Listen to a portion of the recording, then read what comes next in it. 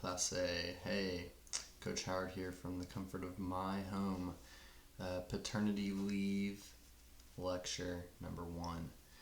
Okay, so we're going to forge ahead and continue in our Unit 4 learning. We've talked a little bit about social psychology. We have linked it to the game of Survivor. We've had some good fun. And now we are moving towards personality. So today I'm going to teach you about the psychodynamic and humanistic approaches to personality, which comes from Unit 4.4 in your book. Okay, so the big idea here, as listed in this slide, is that different personality theories emphasize different drivers of behavior. Today we're focusing on unconscious processes with the psychodynamic school of thought versus growth and meaning in the humanism school of thought. Okay, so our goals are going to be to define what these things are, how these theories are used, and connect these theories to our everyday lives. Okay. So what I want you to do here is I want to do some how well do we know ourselves activity just in your notebook. So go ahead and get your notebooks out. I'll give you a brief second to do that. And in your notebooks, what I want you to do is I want you to answer the 3 questions in blue. 1, what adjectives would you use to describe yourself? What adjectives would your friends use to describe you? And what adjectives would your parents describe you with? So I'm going to give you a chance here to pause me and just to answer those questions, and then I want you to share them with your table. So just pause me for about 2 minutes, write with your honest reflections, and then share with your table. Okay, so once you've discussed that, some things to think through. Are your traits going to be stable across your situations, or do they shift? So are you going to answer this differently at school versus how would people describe you at youth group versus how would people describe you at the camp you go to versus the team you're on versus the, what side of the family you're visiting with? How might your self-story shape the words you choose? That's a word called self-concept. So different people have different ways of telling stories. Even if the same 10 major life events happen to me that happened to my wife, we could tell those stories very different ways. Are we positive narrators, or are we going to be more pessimistic narrators? Are we going to be hard on ourselves? Are we going to reflect on the growth, or are we going to focus on the bad? I wonder if you did think that you were similar to how your parents and your friends would describe you. I would say that you are either going to be more confident in yourself than your friends, or you're going to be more self-deprecating, which is pretty typical. Okay, so now what I want to do, I want to frame personality in kind of this thought of, is this a science? Is this something we can really know? Can I really know who I am? Can I really know who you are? What makes you tick? Why you do the things you do? And even if I can know this, does that matter at all? Does that matter in any way? Do personality tests work? Should we spend energy, time, and money on learning these? There's a whole industry out there. You got the Myers-Briggs, you've got the Enneagram, you've got which Disney princess are you, you've got the Strengths Finders. People are fascinated by this stuff. People make a lot of money off of this stuff. And I think this is one of those things a lot of people want to do when they get into psychology. I want to know why people do the things they do. And some people will go a step further. I want to know why they do the things they do so I can help them. Cool. Awesome. Well, how do we measure personality? Is it something that we can actually even classify or quantify? Because remember, we're trying to be a science here. Is this something that we can put our finger on? Well, people have been asking that question for hundreds of years, thousands of years.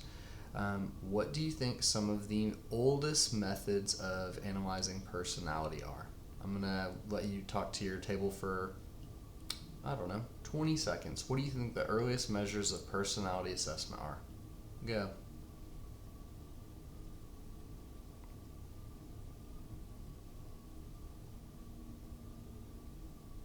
And maybe some of you played along and maybe you didn't. I don't know. Could be awkward if you didn't, but maybe, I don't know. I don't know what you do. I'm at my house. Well, I'll tell you what some of the earliest measures of measuring personality are. One would be called the four bodily humors. Maybe we've talked about this, maybe you've heard of this, but I don't think I don't think we use this anymore. Some of the earliest ways that we would measure how a person's brain worked, how their mind worked, what makes them tick, is by what color of liquid came out of their body when they did something called bloodletting. So basically, people would be, I don't know, seeking mental help. And somebody like a doctor would say, okay, well, what we're going to do here is we're going to do some bloodletting. We're going to cut you open and we're going to see what comes out. And that's going to tell us why you're sick or why you're blah, blah, blah.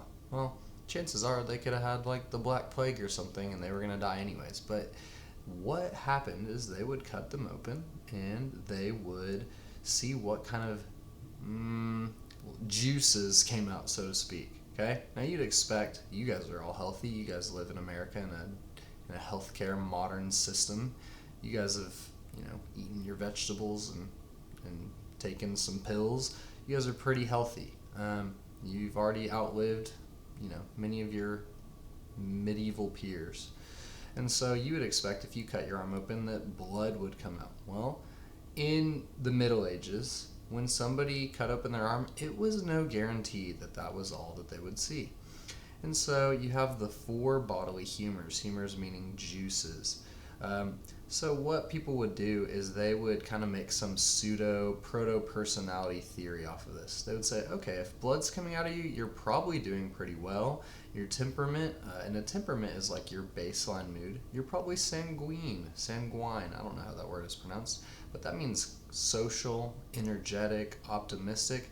Now, they would take it so far as even to link it to one of the elements, so that would be linked to air. If you're an airbender, you are, that's Avatar. I don't know if you guys grew up with that. I don't think you did. Moving on, if yellow bile comes out of your body, then you are linked to fire. That means that you have a temperament of choleric.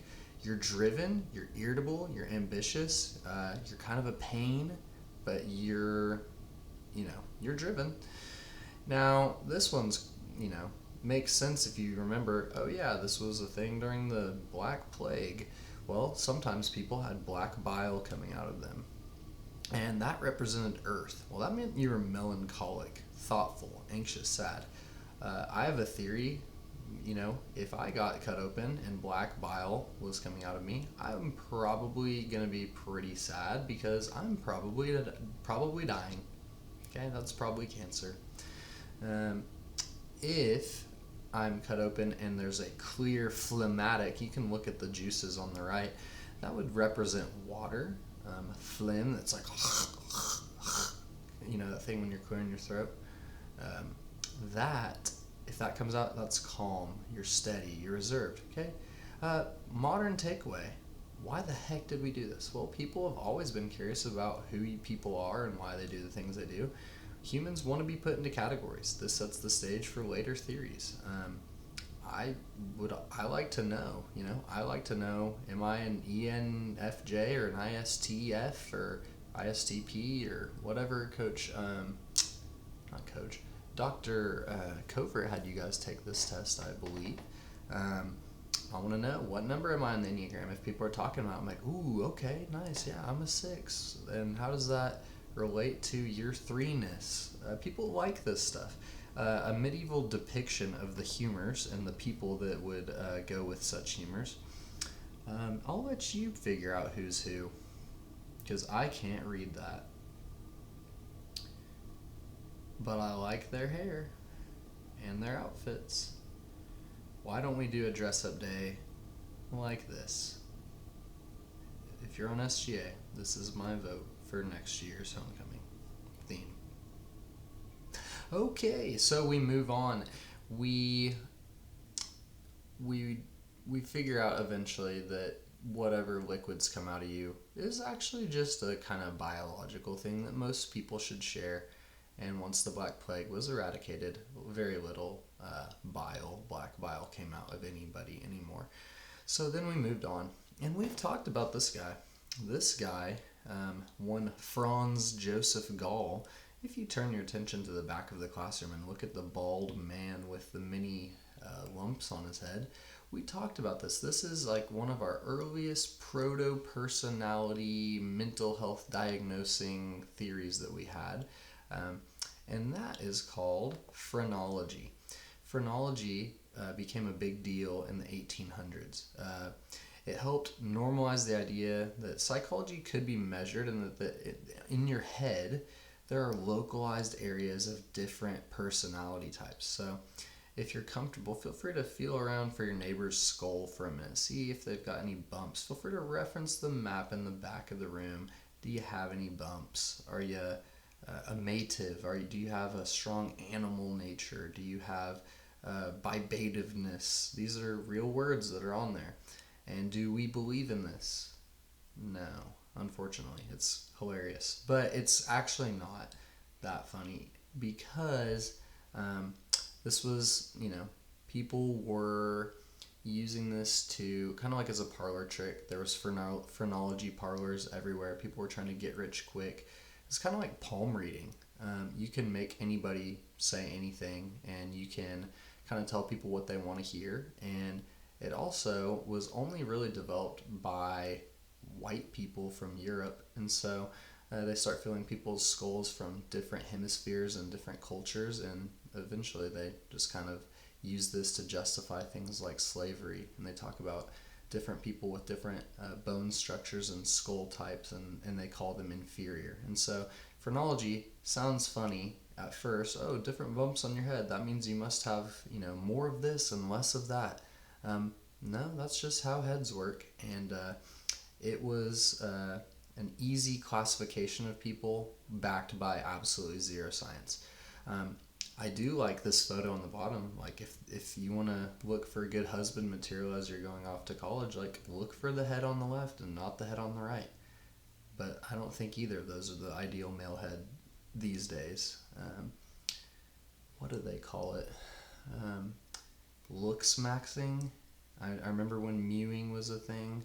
Neither of these guys are doing that, to my knowledge.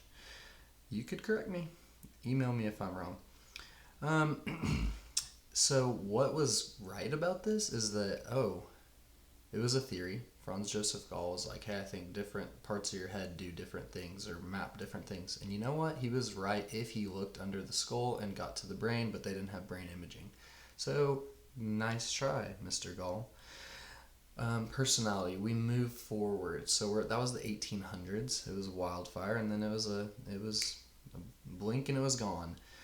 Then maybe our most famous psychology character of all time shows up.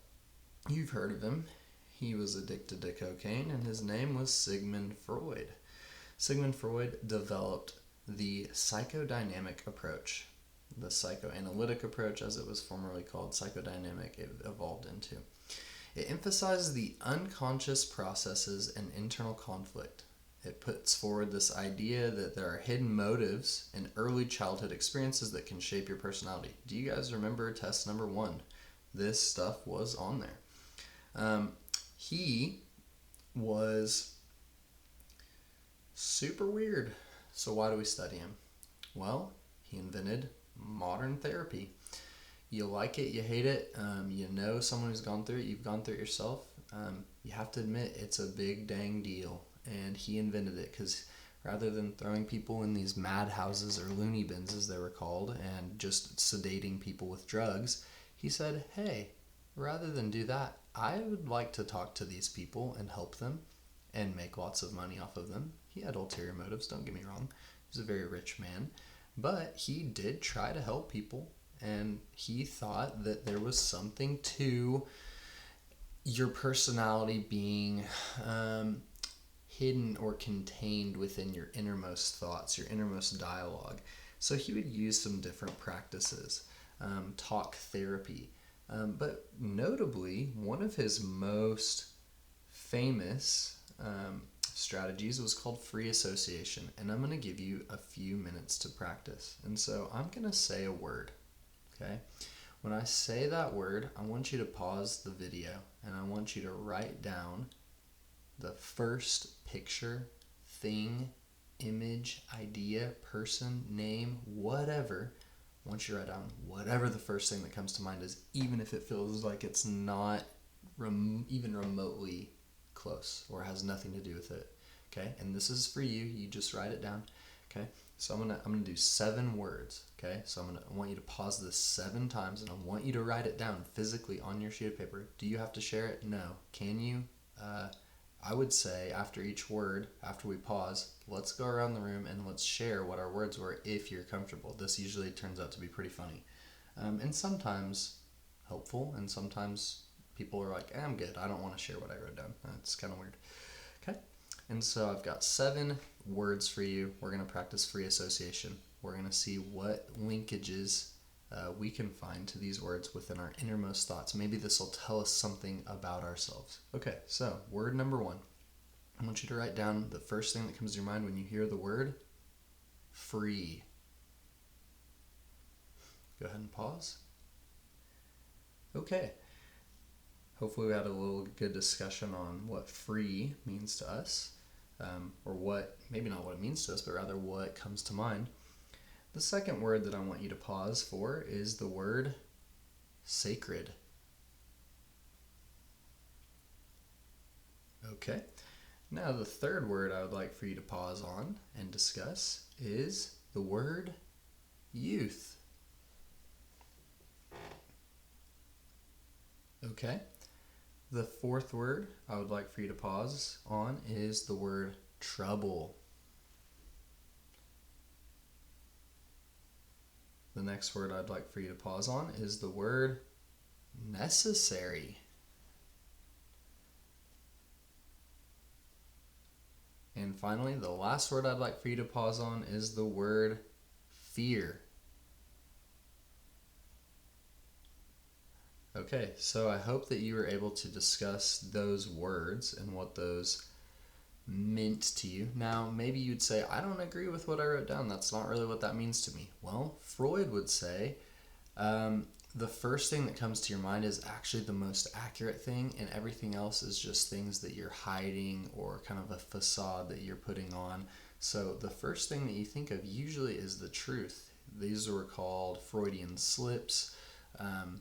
It's kind of like, it's this idea that the intrusive thought that you have is actually what you really believe. Now, I just completely disagree with that, and I think your scriptures would too. If Paul tells us to take every thought captive, well, you don't have to take anything captive that's not yours. So some thoughts maybe aren't yours. Maybe some thoughts are actually from the enemy, and we're supposed to claim them and capture them and make them our slaves and enslave them to the truth of Jesus. And so I disagree with Mr. Freud here. I do think it's helpful though. Sometimes you want to come up with the picture perfect answer of what you really think. And you come up with this polished answer, this college interview, this essay answer that you think is gonna serve you well. But sometimes the most honest reaction is the gut reaction. I mean, you see that in all kinds of game shows, Survivor, Big Brother. I always reference these because that's what I watch. But man, Love Island. I don't know what you guys watch. Love is Blind. Sometimes people are like, "Oh, I didn't mean that." It's like, well, maybe you actually did. You know. And so, Freud believed in free association as a tool for assessing people's personality. And so Freud also came up with some other theories known as the id, the ego, and the superego. So I want you to write the word id, id, and then I want you to write the word ego, ego. And then I want you to write the word superego. Okay? These are Latin terms, and he believed that you have these 3 things that are a part of you: your id, your ego, and your superego. I want you to maybe even draw a little stick figure, kind of a bigger guy, I guess. And I want you to picture yourself being the stick figure. And you've got on your left shoulder, you got that classic little devil. And maybe you draw this because maybe learning visually helps you. And then maybe on your other shoulder, you draw a little angel. And then maybe you draw somewhere like around your neck, like a little referee guy. And there's a rope between the two, the angel and the devil. And they're kind of doing this tug of war match. And in between them, the referee. So the devil is the id. Okay, that's your animal desires, your most like primitive self, like the version of you that is just like, I get what I want and I take it, and I don't care what you think, and it's this primitive, not polished version of you. And then that conflict is this superego on the other side, the angel. That's like the one that appeals to morality. Like, what does it take to be a good person? I know how to play by the rules. I know how to fit in. I know how to tuck in my shirt and say yes, sir. And in between them, somewhere in between them, is the ego refereeing this match. It's often depicted as an iceberg, with one of them being what we show the world and one of them being what is below the surface. And that can be helpful. I find that sometimes to be a little more confusing.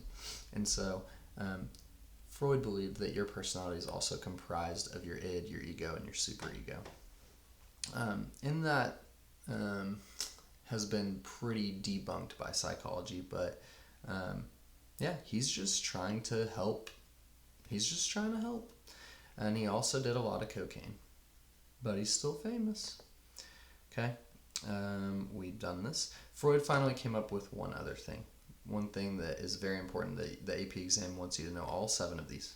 Okay, these are called defense mechanisms, and this is going to be probably one of your longer portions of work today. It won't take too long, but with these defense mechanisms, Freud believed, and these are all honestly used all the time, and it's not like he invented them, but he recognized there are approximately 7 patterns that people generally go to whenever it comes to covering up or explaining why they do things that are, maybe they got caught, or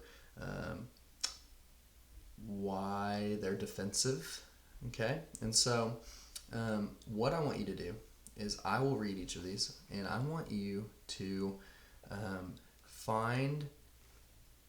want you to pause this video after I read each of these, and I want to give you about let's go a minute each. Let's do 7 minutes. I want you to write the definition, and I want you to find an example of how you've used that in your real life. And the reason I want you to do that, and I want you to think of a more recent example if possible. The reason I want you to do that is because we came out of the memory unit, and there's this thing called the self-reference effect. If we can make things about ourselves, we are more likely to remember them, and these 7 terms are on the test. So if I can get you to remember them about you, it's even better. So you'll pause that, you'll work on it for 5 to 7 minutes, okay? First, you got denial, refusing to accept reality because it's too threatening. They talk about the 7 stages of grief, and one of them is denial.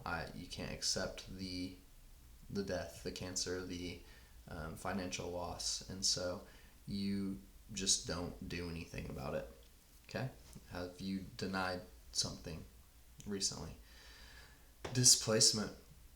You redirect emotions from a threatening target to a safer one, rather than take out my anger over here on somebody who could maybe get me fired. I'll go take out my anger on, I don't know, someone who's gonna stand by me, like my wife. I could go yell what I really think about Dr. King or whatever, but rather than do that, I go home and I yell at my son, who can't do anything about it. And that is something that we do. We redirect to weaker targets. I'm not saying any of these are right. That's just a thing we do. Have you done that? Projection. Attributing your own unacceptable thoughts or feelings to someone else. When people say you're projecting, it's like, basically, I'm saying, well, you're just a liar. And really, at the end of the day, I'm a liar, and it's almost like you're gaslighting. And it's really like you're calling out things in people that are actually true of you, and you are having a hard time seeing it, or but maybe you secretly know deep down. And sometimes it's like that, that parable. Jesus is like, before you take out that speck in your brother's eye, why don't you take out that log in yours? And projection is kind of what he's hitting at there. Obviously, he's talking about, sin, but rationalization. Creating a logical explanation to justify unacceptable behavior or feelings. You rationalize it, you make it sound logical. Have you done that? Reaction formation. Acting in the opposite way of how you truly feel. If you've ever seen Mean Girls or another movie about high school people who are bullying people, or sometimes they're really overly nice and they're acting in a way that they actually don't believe in or feel. And maybe that person doesn't even realize they're doing that to them. That sometimes, people do minor versions of this all the time. They're like, everything's fine, and like they lost a soccer game, and they're like, don't worry, I'm totally fine. I couldn't be better, and they're actually dying inside. And that's a terrible example, but you find a better one. That's my challenge. Find a better one. It's 11 p.m. here. I'm finding bad examples. Regression, reverting to behaviors from an earlier developmental stage. I feel regression every time I go back to my parents' house. I find that me, this 30-year-old man, sometimes gets in little arguments with my mom, or doesn't want to. I'm more lazy because I'm back at my high school, the house I grew up in, and all of a sudden I'm reverting back to high school me. And it's like, whoa, yikes! I want to get a handle on that. Don't want to be doing that too much. Throwing a tantrum. An NBA player gets a technical and they throw a tantrum. Well, that's what 3-year-olds do. Repression, unconsciously blocking distressing thoughts or memories from awareness. Repression, just blocking thoughts from awareness. Shoving it down, getting it out of the way. Pretty similar to denial, but denial's like, no, this isn't happening to me. Repression's more like, no, I'm just going to not think about that now. Similar, but different. And finally, sublimation. If you had to choose one, this would be the best one you could choose. Okay? You are angry, and so you go for a run. You're sad, so you start gardening. Okay? You turn undesirable impulses into productive ones.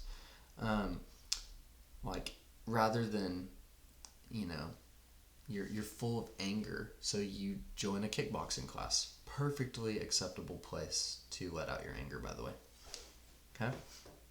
So I invite you to pause and see where you can find examples of these in your life for, 5 minutes.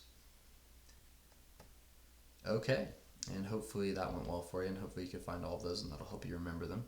So Freud inspired the id, the ego, the superego. He came up with the defense mechanisms. He talked about free association. Pretty famous for personality.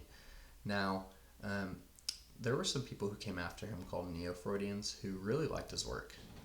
But what they found is, hey, Sigmund, we're cool with a lot of your theories, but he also had a lot of theories that were pretty gross, called psychosexual theories, that were, he talked about libido, this unconscious sex drive that you can't control, and that's basically like helping make all your decisions, and most of your decisions have to do with this internal drive that you can't, you just will never get a handle on.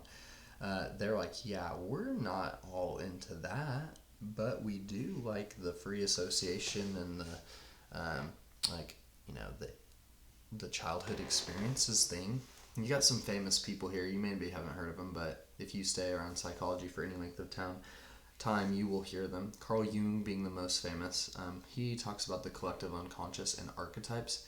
He kind of made us aware of like, hey, all these stories that you've read since you were a little kid to now, like there's only a certain number of like types of characters in them, and they all pretty much have the same personality, and every good story is made up of certain archetypes. You got the hero, you got this rising action, the climax, the falling action, you've got the monk priest like character who's always giving good advice, you have the damsel in distress. Like I mean, there's a lot more, but he basically is a reason why a lot of us are so fascinated to take personality tests, because like, well, I want to know which role I play in this greater story.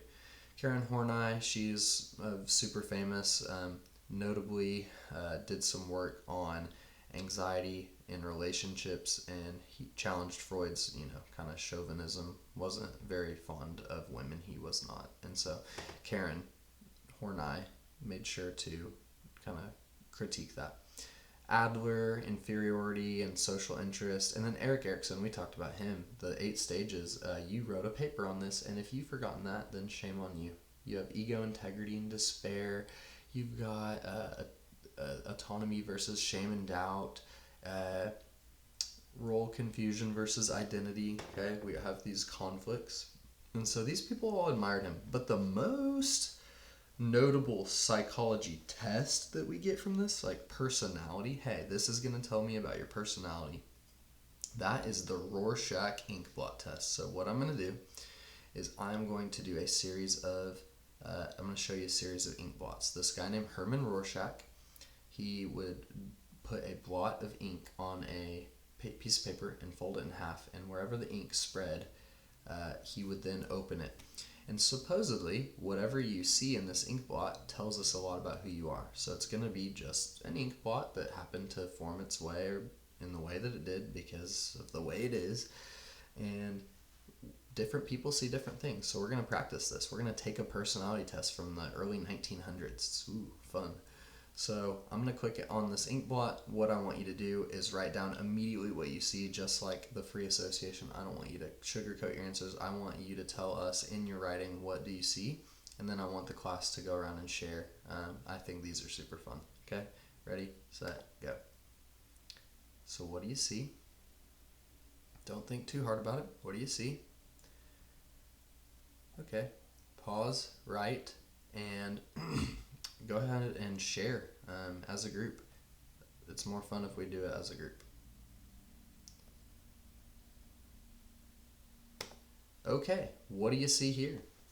Number 2.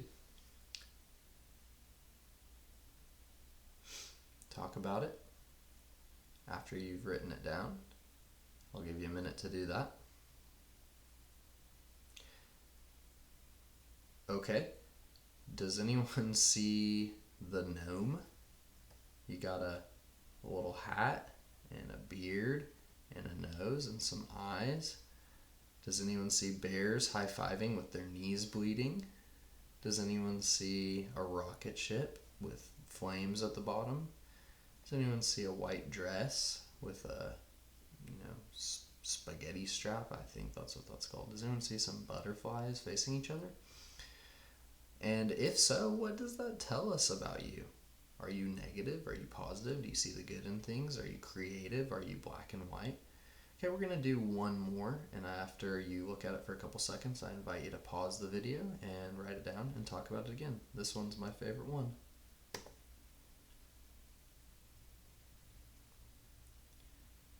Okay, so hopefully you pause.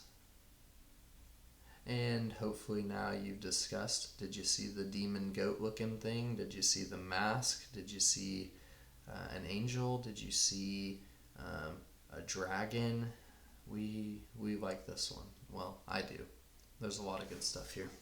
And so Herman Rorschach would do this with patients, and this is what we call, and you should definitely know this, this is called a projective personality test. Projective.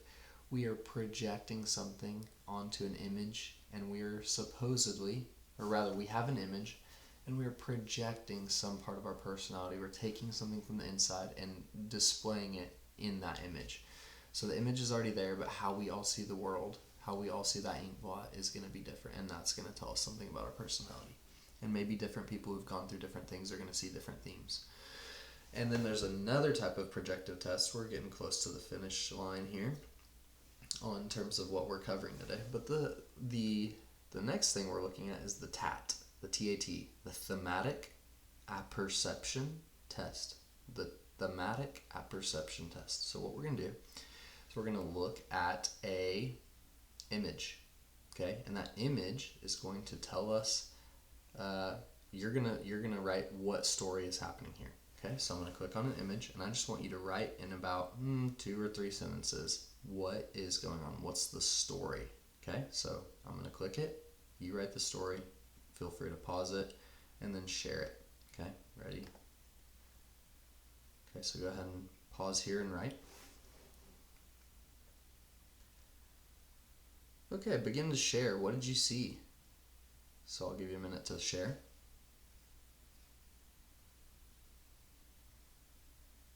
Okay, and hopefully you've shared. So if so, this guy is playing his violin. Does he want to practice? Does he not want to practice? Is he being forced to do it? Is he about to fall asleep?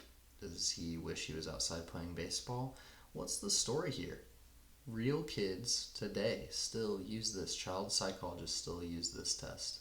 Okay, the second one is going to be an interesting one. So I'm going to give you a minute to pause.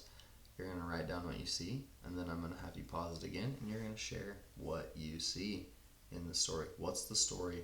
Write it down. Okay, you've looked at it. Go ahead and pause here. Okay, and now I want you to discuss what you've seen, so I'm going to give you a minute to do that. Okay, and now I would be so fascinated to hear what you guys have said. Some people say this is a man. Some people say this is a woman with short hair. Some people say this is an evil witch in the back. Some people say this is the older version of her. There's always good stories here, and I'm just curious what you'd say, but I have no way of knowing. So email me if you think it was a witch. Okay, we've got one more for you. This one's always the most divisive in the class. What's the story here? I'm going to give you a second to take it in. Go ahead and pause. Write it down. Okay, and now that you've written it down, I want you to share it out loud. What's the story? What goes on here? Okay, that should be it for the projective tests. So this is the TAT. That was the Rorschach. As you can see here up at the top, thematic apperception test. You'll need to know this. Okay, so hopefully you wrote that down. Is this woman, did she just kill her husband? Is he drunk? Is he cheating on her? Is she sick? Is he sick? Is he dead? Is it possible that this could be a nice encounter? Hard to see it, but people have come up with that. Okay, so that's everything under the psychodynamic theories, and all we have left is humanism, and it's a lot shorter. So where psychoanalytic and psychodynamic theory of personality focuses on who you are based on what's inside of you and your early childhood experiences, and what are the first things that come out of your mouth, and what do you repress versus what do you let open for everyone to see. These are very important to the psychodynamic theorists, whereas the humanists are all about two things, okay? And you have to know these things. You gotta know that they're all about unconditional positive regard. You're accepted and you're valued without earning it. And they're all about self-actualization, becoming the best version of you, driven towards growth, meaning, and realizing potential. Okay, so maybe a question you'd ask yourself is, what environments actually help people feel unconditionally valued? Do you feel that way on your team? Do you feel that way in your home, at school? What class makes you feel the most unconditionally valued, like you don't have to earn anything? Hopefully you have a place like that. Your youth group, maybe a certain uncle or grandparent who makes you feel that way. Like you don't have to earn a thing with them. How might that shape confidence, risk-taking, and identity? If you knew that no matter what you did, you would be held in unconditional positive regard, what risks would you take in life if you knew people were going to have your back? That would definitely change the way I do things if I knew everybody would support my decision-making. And so self-actualization is the top of something that we've talked about. It's the top of Maslow's hierarchy of needs, and that's actually not even in the AP test anymore, but it's still so worth looking at. Okay, it's this pyramid. The idea here is that, well, we can't even really focus on anything other than our basic needs. And then once we have those, then we can start worrying about our safety needs. Then we can worry about love and belonging. Then we can worry about um, like competition and excellence. And then we can worry about becoming the best version of ourselves. And that's when we are at our true version of ourselves, our true personality. Hard to express your real personality when you're fighting for your next meal, you know. But then maybe that is your truest personality. That's your animal nature, according to Freud. I don't know. So here's the difference: psychodynamic, unconscious processes, defense mechanisms. You're using projective assessments like the Rorschach ink blot and the thematic apperception to tell stories. You're talking about early childhood experiences. Humanism, unconditional regard. People are going to be held, they're not being judged for what they do. Growth-centric view of personality. Carol Dweck, growth mentality, growth mindset, and we're focused on making meaning and potential. So, how do these align with personality? Psychodynamic, pretty easy to see. Humanism, a little bit harder to see, but your personality is essentially dictated by, do you have the ability to be supported, and do you have room to grow? And if so, you can really allow your personality to shine and flourish. And so that's it for today. I hope that you were able to do all your discussion. Hopefully the pauses weren't too awkward. It's 11:14 p.m. here, so I don't really know how it went for you guys, but I had a good time.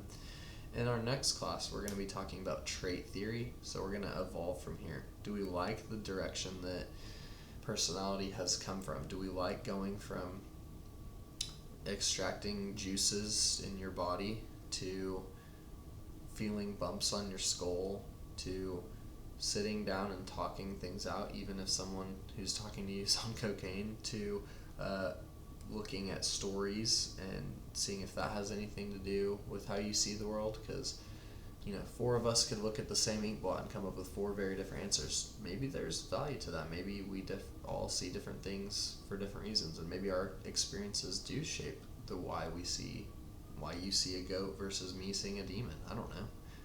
Hopefully we're not seeing too many of those. But the next class, we're going to talk about different traits like that we're going to isolate. Now we're going to take some personality assessment. Hopefully we can take some personality assessments on a small scale and learn what each of those terms means and how we're getting closer maybe to mapping out personality, because that does seem to be the goal for a lot of people, is to map out personality. Well, to my sub, whoever you are, thank you for enduring this with me, and hopefully your fingers aren't too tired from pausing. Guys, your job is to read 4.4 and get ready for 4.5 next class. Good night.